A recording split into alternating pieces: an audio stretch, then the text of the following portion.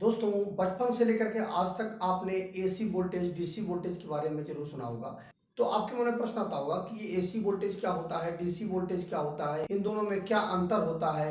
AC voltage और DC voltage में क्या अंतर होता है, ये एसी वोल्टेज कहाँ पैदा होता है, डीसी वोल्टेज कहाँ पर पैदा होता है, हम इन दोनों का कहाँ कहाँ पर उपयोग करते हैं। ये बहुत सारे टॉपिक क्वेश्चन आपके मन में है, तो पूरी वीडियो को देखिएगा, आपको अच्छे से समझ में आ जाएगा। और अगर वीडियो को अच्छा लगे तो और दोस्तों के साथ अपने आप शेयर करिएगा। देखिए, एसी वोल्टेज और डीसी वोल्टेज को जानने से पहले आप सबसे पहले वोल्टेज के बारे में जानिए कि वोल्टेज क्या होता है।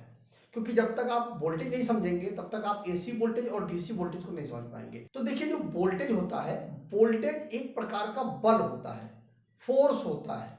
मतलब कुल मिलाकर के समझ लीजिए, एक धक्का होता है। किसी भी सर्किट में जो इलेक्ट्रॉन होते हैं, उन इलेक्ट्रॉनों को एक जगह से दूसरी जगह तक पहुंचने के लिए जो धक्के की जरूरत होती है, बल की जरूरत होती है, प्रेशर की जरूरत होती है, उसी को हम वोल्टेज कहते हैं। एक एग्जांपल से समझ लीजिए, जैसे मान लीजिए कि आप कोई साइकिल चला रहे हैं, तो साइकिल जो है, अगर वो आप पैडल नहीं मार रहे हैं तो साइकिल वहीं खड़ी रहेगी, आगे नहीं बढ़ेगी। लेकिन जब आप उस पर पैडल लगाएंगे, आप पैडल दबाएंगे, मारेंगे उस पर पैडल, तो क्या होगा, आपने धक्का दिया ना, उस पैडल से धक्का मिलेगा साइकिल को, अब वो साइकिल आपकी आगे चल जाएगी।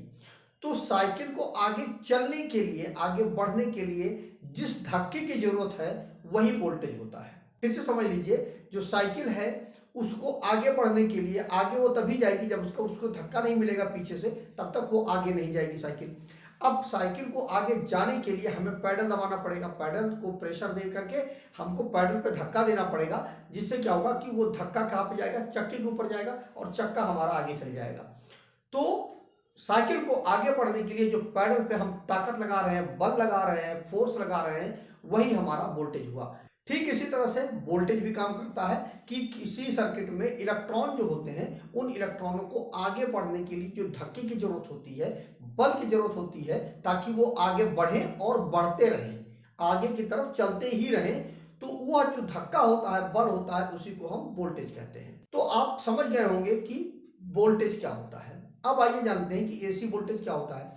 तो देखिए, जो एसी वोल्टेज होता है, वह जो एसी का जो पूरा पूरा सिस्टम होता है, एसी की जो सर्किट होती है, उसमें इलेक्ट्रॉनों को आगे बढ़ने के लिए जो धक्के की जरूरत होती है, ईएमएफ की जरूरत होती है, फोर्स की जरूरत होती है, उसी को हम एसी वोल्टेज कहते हैं।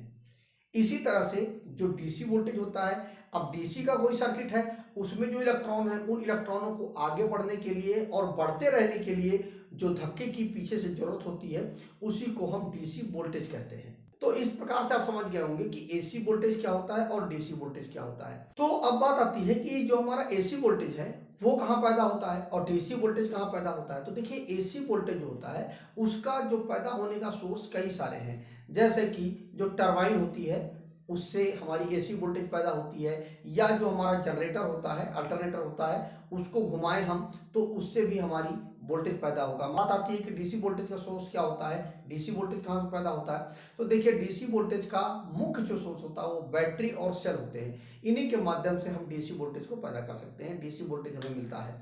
तो एसी वोल्टेज को हम टरबाइन और अल्टरनेटर की मदद से पैदा करते हैं, वहां से हमें मिलता है, और डीसी वोल्टेज बैटरी और सेलों के माध्यम से मिलता है। अगर दोस्तों अभी तक की वीडियो से यदि आप संतुष्ट हैं, आपको अच्छी लग रही है वीडियो, तो अपने दोस्तों के साथ जरूर शेयर करिएगा, जिससे उनको भी और अधिक जानकारी मिल पाए इन टॉपिकों से संबंधित। अब जो हमारी एसी वोल्टेज होती है उसमें फ्रीक्वेंसी होती है, और वह फ्रीक्वेंसी कितनी होती है। हमारे यहाँ फिलहाल भारत देश की बात करें तो 50 हर्ट्ज की होती है, और यूएस की बात करें तो वहां पर 60 हर्ट्ज की फ्रीक्वेंसी होती है। लेकिन जो डीसी हमारी सिस्टम होता है, उसमें किसी प्रकार की कोई फ्रीक्वेंसी नहीं होती है, केवल और केवल एसी सिस्टम में ही फ्रीक्वेंसी होती है। अगर एसी सिस्टम की बात किया जाए, एसी वोल्टेज की बात की जाए, तो अगर आप पावर फैक्टर के बारे में बात ना करें तो सारी की सारी बात अधूरा रह जाएगा। तो जो पावर फैक्टर होता है वह एसी सिस्टम में, मतलब एसी वोल्टेज में होता है, लेकिन जो हमारा डीसी सिस्टम होता है, डीसी वोल्टेज होता है, उसमें पावर फैक्टर नहीं होता है। और एसी वोल्टेज में जो पावर फैक्टर होता है वह 0 से लेकर के 1 के बीच में रहता है, लैगिंग में। यह पावर फैक्टर 1 से ऊपर कभी नहीं जाता है। और अगर एक पावर फैक्टर आपका मेंटेन है तो इसका मतलब ये हुआ कि यूनिटी पावर फैक्टर है, आपके के पूरे एसी वोल्टेज के सिस्टम में किसी प्रकार का कोई लॉस नहीं है, पूरा का पूरा जो सिस्टम है वो एकदम स्मूथ चल रहा है। यह पावर फैक्टर जो है 1.2 1.3 1.4 के रिस्पेक्ट में कभी नहीं होता है, यह हमेशा 0 to 1 के बीच में ही रहता है। लेकिन जो हमारा डीसी वोल्टेज होता है उसमें पावर फैक्टर होता ही नहीं है, क्योंकि इसमें फ्रीक्वेंसी नहीं होती है, और जब फ्रीक्वेंसी नहीं होती तो इसमें पावर फैक्टर भी नहीं होता है। जो एसी वोल्टेज होता है वह हमेशा साइनोसॉइडल फॉर्म में चलता है, मतलब 1 सेकंड में 50 बार ऊपर और 50 बार नीचे चलता है, कुछ इस प्रकार से चलता है। लेकिन जो डीसी वोल्टेज होता है वह एकदम स्ट्रेट लाइन में चलता है। इसीलिए जो हमारी वीएफडी ड्राइव्स वगैरह होती हैं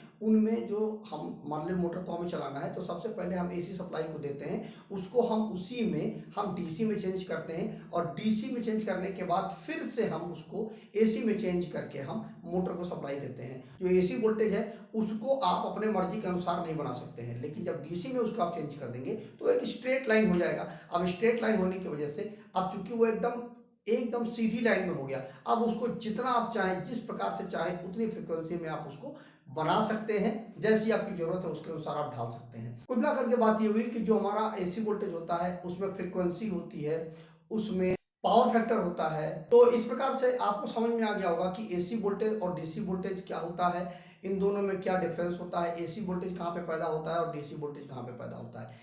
फिर भी यदि आपके मन में कोई डाउट रह गया है तो कमेंट करके जरूर बताइएगा, और इलेक्ट्रिकल से संबंधित यदि आप और भी नॉलेज चाहते हैं तो वीडियो के डिस्क्रिप्शन में आपको लिंक मिल जाएगा www.targetelectrician.com का, वहां पर जाकर के आप इलेक्ट्रिकल से संबंधित ढेरों नॉलेज ले सकते हैं। तो आज की वीडियो में बस इतना ही। नमस्कार दोस्तों।